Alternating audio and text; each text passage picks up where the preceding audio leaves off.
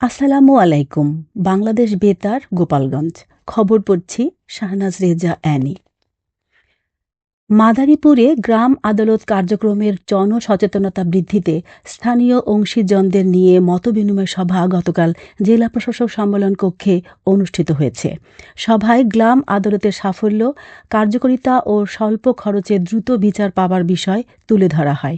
এছাড়া গ্রামীণ জনগণের দোরগোড়ায় বিচার সেবা পৌঁছে দিতে গ্রাম আদালত গুরুত্বপূর্ণ ভূমিকা রাখছে বলেও সভায় জানানো হয়। জেলা প্রশাসক মিস মর্জিনা আক্তারের সভাপতিত্বে স্থানীয় সরকার বিভাগের উপপরিচালক মোসাম্মদ জেসমিন আক্তার বানু, অতিরিক্ত পুলিশ সুপার ফারিহা রফিক ভাবনা, গ্রাম আদালতের ডাসার ও কালকিনি উপজেলা কোঅর্ডিনেটর নাসির উদ্দিন লিটন, এনজিও প্রতিনিধিসহ সুশীল সমাজের সদস্যরা সভায় উপস্থিত ছিলেন। নড়াইলের লোহাগড়া উপজেলা স্বাস্থ্য কমপ্লেক্সে গতকাল পুষ্টি সপ্তাহ সমাপনী অনুষ্ঠিত হয়েছে। উপজেলা নির্বাহী অফিসার শাম্মী কায়সার এতে প্রধান অতিথি হিসেবে উপস্থিত ছিলেন। প্রধান অতিথি বলেন, পুষ্টির খাবার মানবদেহের জন্য খুবই গুরুত্বপূর্ণ। একজন মানুষের দেহের ভালো গঠনের জন্য পুষ্টিকর খাবার খুবই প্রয়োজন। তাই আমি বলবো, আমরা সকলে পুষ্টিকর খাবার খাবো, ফাস্ট ফুড ত্যাগ করব, সুন্দর সবল মানবদেহে গড়ব।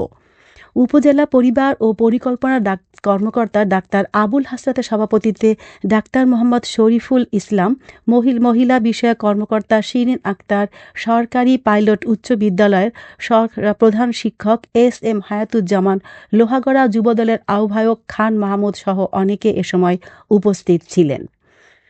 তৃণমূল পর্যায়ের 12 থেকে 14 বছর বয়সী শিশু কিশোরদের সুপ্ত ক্রীড়া প্রতিভা অন্বেষণ ও রাষ্ট্রীয়ভাবে তাদের অনন্য বিকাশের জন্য এক টেকসই প্ল্যাটফর্ম তৈরির অংশ হিসেবে নড়াইলের লোহাগড়ায় নতুন কুড়ি স্পোর্টসের বাছাই পর্ব অনুষ্ঠিত হয়েছে।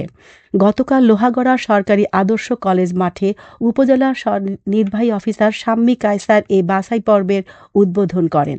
লোহাগড়া সরকারি পাইলট উচ্চ বিদ্যালয়ের প্রধান শিক্ষক এস.এম. হায়াতুজ্জামান, সহকারী উপজেলা যুব উন্নয়ন কর্মকর্তা মোহাম্মদ আজাদুর রহমান, ক্রীড়াবিদ দিলীপ চক্রবর্তী, উপজেলা প্রশাসনের বিভিন্ন দপ্তরের কর্মকর্তা, বিভিন্ন শিক্ষা প্রতিষ্ঠানের ক্রীড়া শিক্ষক ও বিভিন্ন ইভেন্টে অংশগ্রহণকারীরা এ সময় উপস্থিত ছিলেন।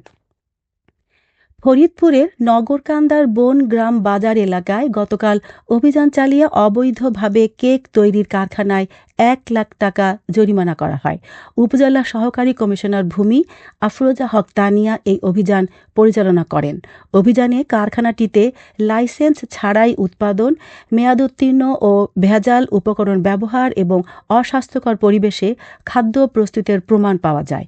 এসব অপরাধে নিরাপদ খাদ্য আইন অনুযায়ী প্রতিষ্ঠানটিকে 1 লাখ টাকা জরিমানা করা হয়।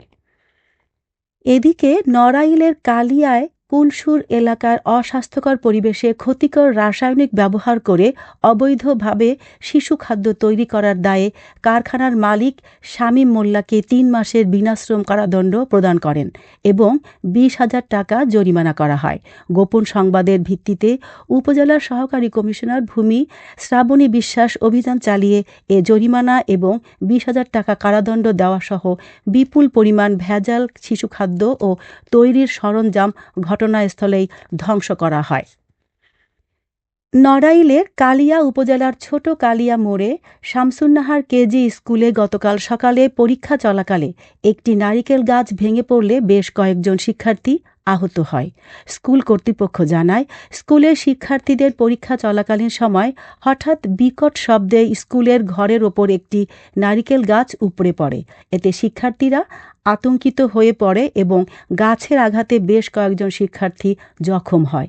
তাৎক্ষণিকভাবে স্থানীয় লোকজন ও শিক্ষকরা মিলে আহতদের উদ্ধার করে স্থানীয় হাসপাতালে নিয়ে যান। আহতদের মধ্যে একজনের আঘাত গুরুতর হওয়ায় তাকে উন্নত চিকিৎসার জন্য খুলনা মেডিকেল কলেজ হাসপাতালে পাঠানো হয়েছে। খেলার খবর, ফুটবল।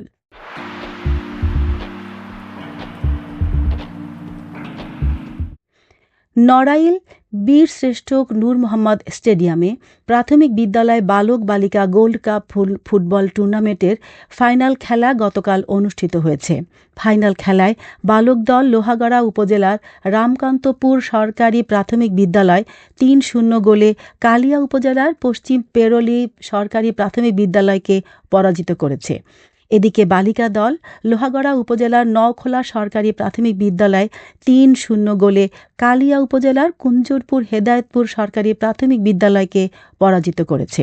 জেলা প্রশাসক ড মোহাম্মদ আব্দুল সালাম প্রধান অতিথি হিসেবে এই টুর্নামেন্টের উদ্বোধন ও পুরস্কার বিতরণ করেন। জেলা প্রাথমিক শিক্ষা অফিসার মোহাম্মদ জাহাঙ্গীর আলমের সভাপতিত্বে পুলিশ সুপার মোহাম্মদ আল মামুন শিকদার ও জেলা পরিষদের প্রশাসক বীর মুক্তিযোদ্ধা মোহাম্মদ মুস্তাফিজুর রহমান আলেক সহ অনেকে এ সময় উপস্থিত ছিলেন। সবশেষে আবহাওয়া।